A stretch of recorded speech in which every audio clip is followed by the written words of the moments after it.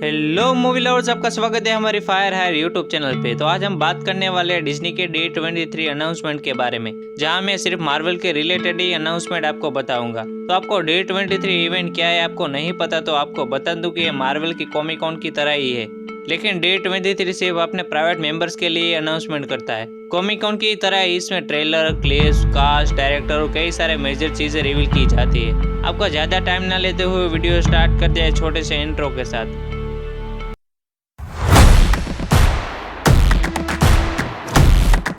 तो पहले D23 announcement में मार्वल की upcoming movie black panther Wakanda forever के बारे में बात की, जहां उन्होंने प्राइवेट मेंबर्स को वकांडा फॉरएवर के फुटेज दिखाई और उन्होंने कंफर्म किया कि वकांडे के पास अपना किंग ना होने से, उनकी आर्थिक स्थिति वीक होने से बाकी सब कंट्री वाले उनके ऊपर हमला करते हैं, क्योंकि उन्हें चाहिए वाइब्रेनियम और ऐसे ही वकांडा वासी वाइब्रेनियम को तो लेने तो नहीं देंगे। आगे D23 में अंबाकू और नमोर की लड़ाई की फुटेज दिखाई जाती है जो उनके लिए था। अगले अनाउंसमेंट में हमें आयरन हार्ट के बारे में पता चलता है कि रिरी विलियम्स अपनी MIT वाली पढ़ाई पूरी कर रही होगी और आयरन हार्ट का मेन विलेन द हुड होने वाला है, जिसे प्ले करने वाले एंथोनी रामोस। और रिरी विलियम्स हमें वकांडा फॉरएवर में दिखने वाली है और ये D23 में बताने की क्या जरूरत थी, जैसे कि हमें पता ही नहीं है। अगर बताना था तो वकांडा फॉरएवर का ट्रेलर में क्यों दिखाया। और आगे D23 में आयरन हार्ट का न्यू लोगो रिवील किया और आयरन हार्ट की एग्जीक्यूटिव प्रोड्यूसर रैन कोगलर होने वाला है। थर्ड अनाउंसमेंट थी एंटमैन वॉर्स क्वांटममेनिया की तरफ से, जहां एंटमैन 3 की मूवी की क्लिप सभी मेंबर्स को दिखाई गई। ये अनाउंसमेंट मेरे लिए सबसे ज़्यादा फेवरेट थी। उस क्लिप में दिखाया जाता है कि कैसी लैंग ने क्वांटम रेल की मशीन बनाई होती है, जिसमें एक सिग्नल आ रहा था या जा रहा था। तभी जेनेट उसे मशीन बंद करने को कहती है, लेकिन तभी सभी लोग क्वांटम रेल में चले जाते हैं एंड तभी हमें कैंग द कॉन्करर का फर्स्ट लुक देखने को मिलेगा। और जिसने भी कैंग का कॉस्ट्यूम और लुक देखा वो सभी लोग पागल हो गए हैं। बाद में कैंग एंटमैन को कहता हुआ दिखाई देता है कि क्या तुम एक अवेंजर हो और मैंने कभी तुम्हें मारा है, जिसे पता चलता है कि कैंग ने कई मल्टीवर्स में जाके कई सारे एवेंजर्स को मार डाला है। इसके बाद कैंग एंटमैन को एक थीफ करने को कहता है, यानी चोरी करने को कहता है। कैंग की चीज किसी ने चुरा ली है, जिसको पाने के लिए कैंग किसी भी हद तक जा सकता है। एंटमैन कैंग को मना करता है, लेकिन कैंग ने उसकी बेटी को पकड़ लिया है और ना चाहते हुए भी उसे ये चोरी करनी पड़ेगी। और हाँ, एंटमैन 3 डायरेक्ट कनेक्ट होगी एवेंजर कैंग डायनेट से।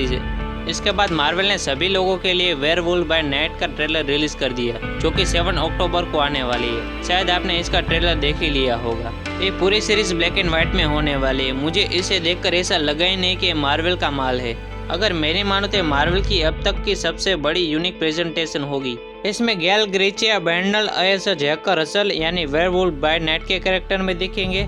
इसके बाद लोरा डोनले एक monster Hunter and Elsa Bloodstone के कैरेक्टर में दिखेंगी।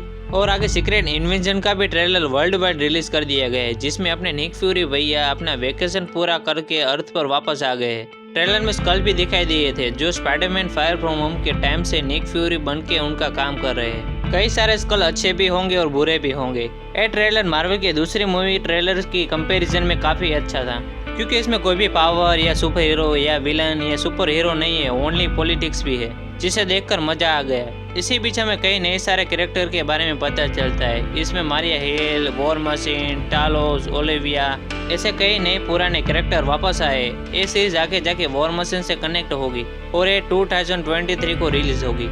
अगली अनाउंसमेंट आर्मर वॉर्स की हुई, जहां काफी टाइम से आर्मर वॉर्स की न्यूज या अनाउंसमेंट बाहर नहीं आ रही थी, तो लोगों को लगने लगा कि आर्मर वॉर्स शायद कैंसिल हो गई है। लेकिन केविन फेगी ने अनाउंसमेंट करके पक्का कर दिया कि आर्मर वॉर्स कैंसिल नहीं हुई है। इसी के साथ आर्मर वॉर्स का नया लोगो भी देखने को मिला, जो एकदम बढ़िया लग रहा है। और इसके बाद केविन फेगी ने ये भी कहा कि इसकी स्टोरी लाइन और इवेंट सीक्रेट इन्वेंजन के बाद के होने वाले। ये पूरी मूवी स्टार टेक्नोलॉजी के आसपास घूमेंगी, जो सुनते ही मजा आ गया। ये मूवी अगले साल 2023 को रिलीज की जाएगी। इसके बाद की अनाउंसमेंट आपकी और मेरी फेवरेट लोकी सीजन 2 के बारे में हुई। इस अनाउंसमेंट में लोकी की न्यू कास्ट के बारे में बताया गया, जहां ह्यू क्योंग को आपने everything everywhere all at one में देखा ही होगा। अब वो ह्यू क्योंग लोकी के सीजन 2 के टीवी में एजेंट के कैरेक्टर में दिखने को मिलेंगे। इसी के साथ ये भी बताया गया कि जहां लोकी सीजन 2 खत्म हुई थी, वहीं से लोकी सीजन 2 स्टार्ट होगी। टीवीए में सब कुछ बदल गया है। कैंग ने टीवीए को हथिया लिया है। लोकी को कोई भी पहचान नहीं रहा है। हर जगह पे कैंग ने टेक ओवर कर लिया है। इसी के साथ प्राइवेट मेंबर को लोकी के सीजन 2 के उसके कुछ क्लिप्स दिखाए गए, जिसमें लोकी ने ग्लिच कर रहा था। इसी के साथ कुछ इमेज भी सामने आए हैं जहां टाइम स्कीपर के चेहरे लगे हुए थे, इसकी जगह अब कैंग के अलग अलग फेस लगे हुए।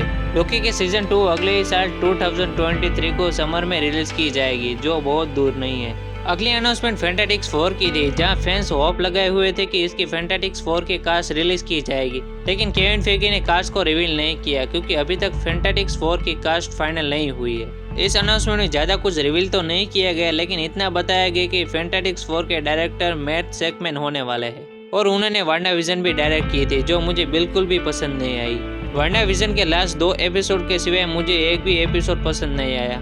इसके बाद एको की सीरीज के बारे में बताया गया, जहाँ कुछ फुटेजेस रिवील किए गए थे और ये कंफर्म किया गया कि किंगपिन रिटर्न कर रहा है। रिवील किए गए फोटोज में हमें देखने को मिला कि किंगपिन ने अपने आंख पे एक आई पैच लगाया हुआ था, जिससे पता चल गया कि होकाई की सीरीज में माया लोपेज ने उसकी हेड पे गोली मारी थी। किसी तरह किंगपिन बच गया होगा और अब वो एको की सीरीज में वापस आएगा। इस सीरीज में हमें डेयरडेविल का भी कैमियो देखने को मिलेगा। अभी तक हमें कई सारे जगह पे डेयरडेविल का कैमियो देखने को मिल गया है। पहले हमें स्पाइडरमैन नो वे होम में डेयरडेविल का कैमियो देखने को मिला, इसके बाद सी हल्क और एको में देखने को मिलेगा, इसके बाद जाके हमें डेयरडेविल की सीरीज में डेयरडेविल देखने को मिलेगा। एको की सीरीज 2023 को समर में रिलीज की जाएगी। इसके बाद हमें डेयरडेविल का अनाउंसमेंट देखने को मिला, जिसमें डेयरडेविल बोर्न अगेन का न्यू लोगो दिखाया गया।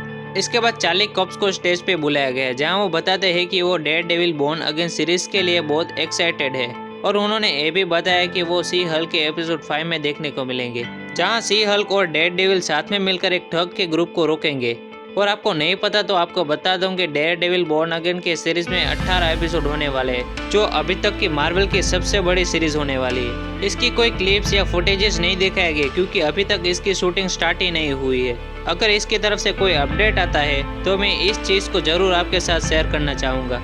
अगली अनाउंसमेंट थंडरबोल्ट्स की थी, जहां उसकी कास्ट रिलीज कर दी गई और इसी के साथ ऑफिशियल फुटेज भी रिलीज कर दी गई, जिसमें हम देख सकते हैं कि अपनी ब्लैक विडो की बहन येलेना बेलोवा और अपने बकी भैया, red guardian, US agent, task master and ghost दिख रहे हैं। जो आखिरी में औरत है वो हमें क्लियर तो देखने को नहीं मिलती, लेकिन शायद ये वो कॉन्टेंसा वेलेंटिना एलेग्रा दे ला फोंटेन ये हो सकती है, जिसको आपने और मैंने लास्ट टाइम ब्लैक विडो की मूवी के पोस्ट क्रेडिट सीन में देखने को मिली थी। और रही इसकी फिल्मिंग की बात, तो इसकी शूटिंग अगले साल से ही स्टार्ट हो जाएगी, लेकिन इस टाइम से मुझे थोड़ी दिक्कत है क्योंकि उसके 2 ओरिजिनल मेंबर्स अभी भी गायब है, जैसे कि अपना अबोमिनेशन और अपना सबसे फेवरेट ज़ेमो, जिसे इसमें टीम में होना ही चाहिए। शायद प्रोबेबली थंडरबोल्ट की मूवी में ज़ेमो और अबोमिनेशन दूसरी साइड से लड़ाई करे, लेकिन जो भी हो इसे देखने के लिए मैं एक्साइटेड हूँ। ये मूवी सुसाइड स्क्वाड जैसी तो नहीं होगी, लेकिन उससे कम भी नहीं होगी और ये मूवी 2024 को रिलीज की जाएगी।